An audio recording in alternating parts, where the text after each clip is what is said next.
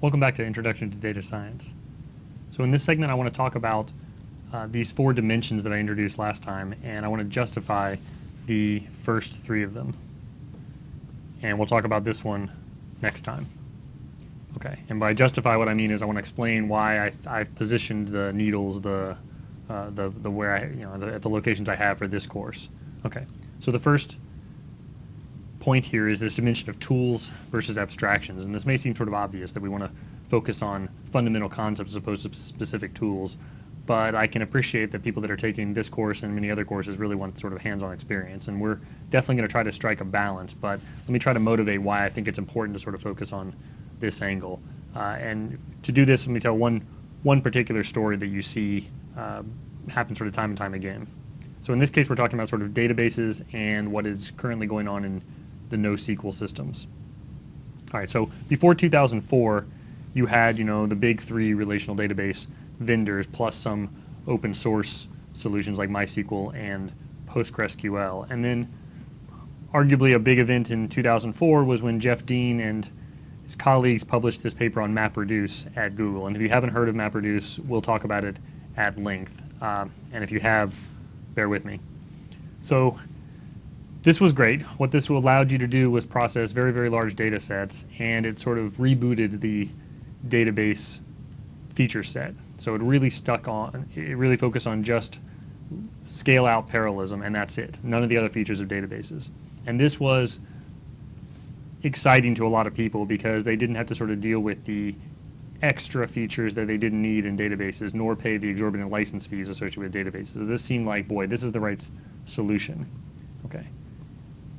And it took a few years, but a few years later you had an open source implementation of the ideas in this paper called Hadoop, led by some folks at Yahoo.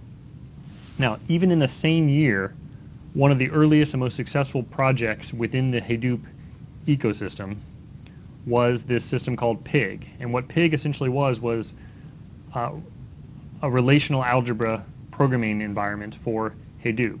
And if you haven't heard of relational algebra, don't worry, we'll talk about it. But let me convince you that you notice the word relational there. Relational algebra is the secret sauce within relational databases. And so a very early on project that was deemed necessary in the Hadoop community and was wildly successful was to have relational style programming on top of this non-relational system. Okay. Moreover, you had other competing projects like Dryad Link, Dryad and then Dryad Link, which is an interface to Dryad, which also provided a relational algebra-oriented programming environment for large scale-out parallel data processing applications. Then you had people literally put the language SQL on top of Hadoop. So instead of just the underlying formalism, it literally had the programming language you needed.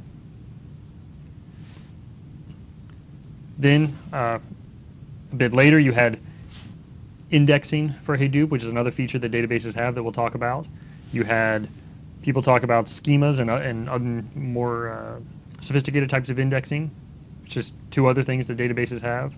And then you now start to see transaction processing being a very very important topic in NoSQL systems. It's how to support concurrent access at very large scale transparently.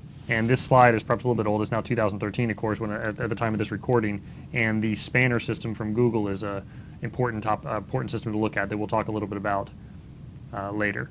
Okay, so now this isn't to say that MapReduce was useless. We're going to talk about it at length, and for a very good reason. It actually has some pretty important permanent contributions, three of which I mentioned here. One is, it was the first system to really emphasize fault tolerance, and the idea here in a nutshell is that when you're working with 1,000 computers at one time for any length of time at all, a few minutes, a few hours, the odds of one of them failing in some way is extremely high.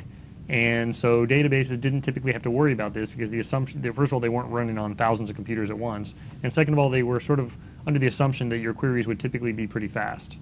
Okay, and so fault tolerance during query processing, so you don't lose all the work you started on when you're running a query, was something that the Hadoop and the MapReduce paper really sort of emphasized and has now been sort of accepted by the larger community.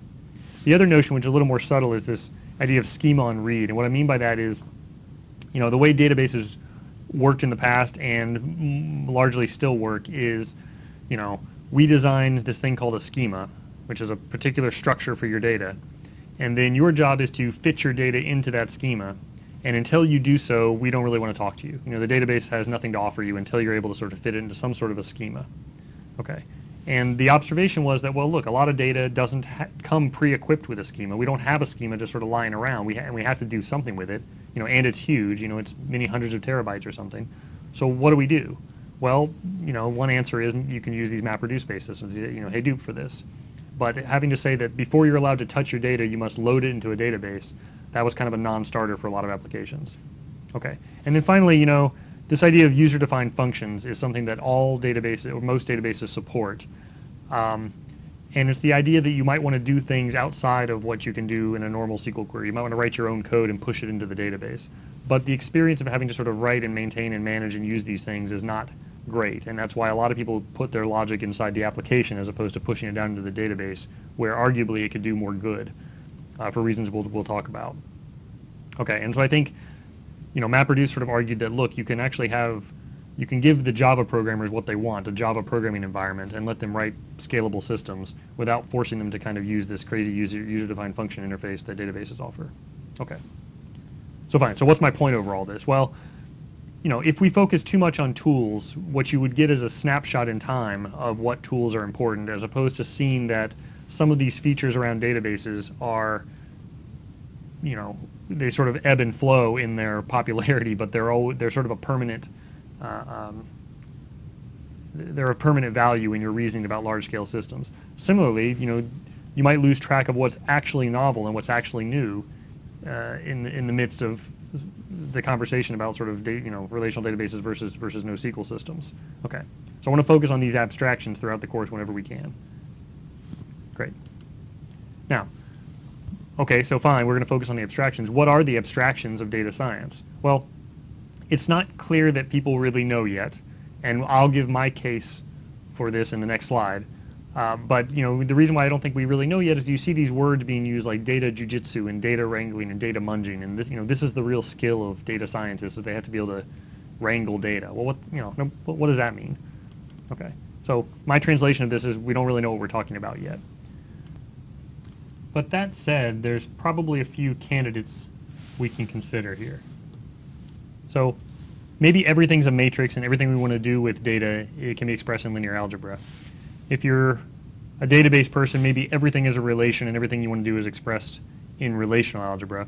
If you're more of an object-oriented programmer, everything's an object and we communicate between objects by sending messages back and forth through by calling methods. If you're more of a sysadmin type, then you know everything's a file and we write bash scripts to process it. And if you're an R programmer, then maybe everything's a data frame and we call functions in this library. And MATLAB, similarly, perhaps with MATLAB everything's an array. Or a matrix or a vector, I guess, in their parlance, and everything's a function on that. Okay. So I think of all these possibilities, there are two that stand out as likely candidates as fundamental abstractions for data science, and those are the first two here. And the reason is that we see these abstractions appear over and over again, independent of particular tools. Now, relations and relational algebra are closely associated with databases, but as I argued a few slides ago, and as we'll see throughout the course, you see this come up time and time again. Okay, and you even see it in, say, you know, object-oriented languages, and you see it in R and so on. Okay.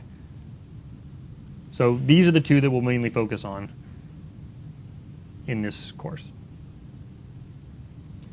So now I want to motivate desktop scale versus cloud scale. And you know, the argument here for desktop scale is that, well, you know, data science is really about the functions and the statistics and the manipulation, the techniques. So therefore, we can sort of push large scale data into a separate course or a separate category and really just focus on the math and the functions. And I think this is a bit of a mistake for a data science course. And the reason is that, you know, this is a fundamental limitation of a whole category of technologies, and R itself is included in that, although there's a lot of great work on how to sort of scale R up.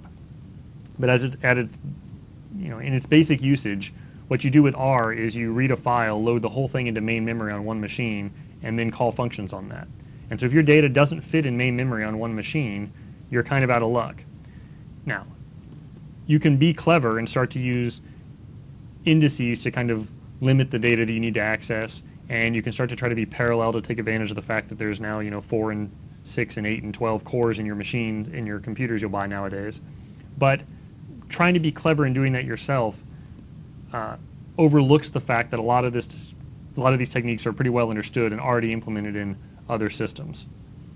Okay, so being able to be cognizant of what other systems can do and take advantage of those flexibly, and write your application in terms of these other systems that already do scale out, is a critical skill in data science.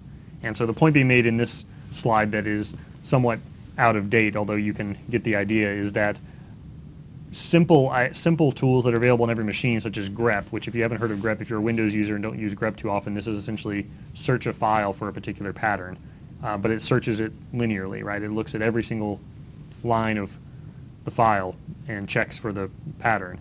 And so you can do a linear scan of a megabyte in maybe a second and a gigabyte in a minute and so on. And so at very large scale data sets, you can't do this linear scan anymore. You have to search in a smarter way. Okay, and you sort of have some costs over here that are probably horribly out of date now. All right,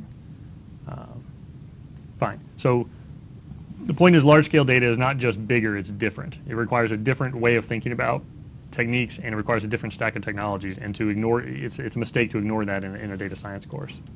Okay, and then this final dimension of sort of hackers versus analysts, and again what I mean here is, am I going to require sort of deep programming proficiency in order to participate in this data science class and in general in the data science kind of activities? And the answer is I don't think so. I think we need at least two types of people, and really sort of a broad spectrum of people. And this isn't really my idea. This often quoted report from the McKinsey Global Institute, you'll see this quote time and again, but the people that use this quote tend to focus on this first part that talks about 140,000 to 190,000 people with deep analytical skills. But the second part of the quote is, well, you also need 1.5 million managers and analysts who know how to use the analysis of big data to make effective decisions. Okay, so this means that it won't be just the programmers who are working in this space. And I wanted to sort of think about how to design a course that could appeal and inform both categories of people. All right, and this is my last slide of this segment.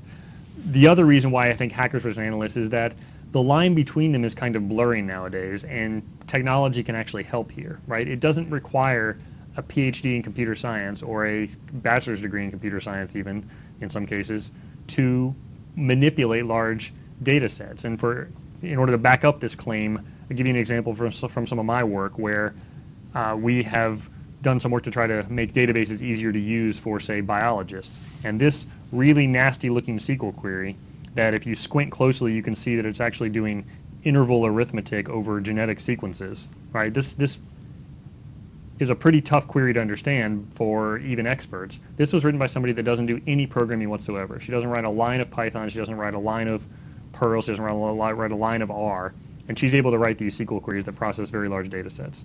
Okay, so the fact that, if you understand what's going on and if you can think in terms of some of these abstractions and you understand your problem well enough, you can participate in the activity of manipulating large data sets and doing data science even without a deep background in software engineering. Okay, and that's why I want to push this needle somewhere over this way. I'd probably put this in the middle, I suppose. I'm not so much trying to focus on only the analysts. I just want to make sure that they're included. Okay. Next time we'll pick up with the last dimension.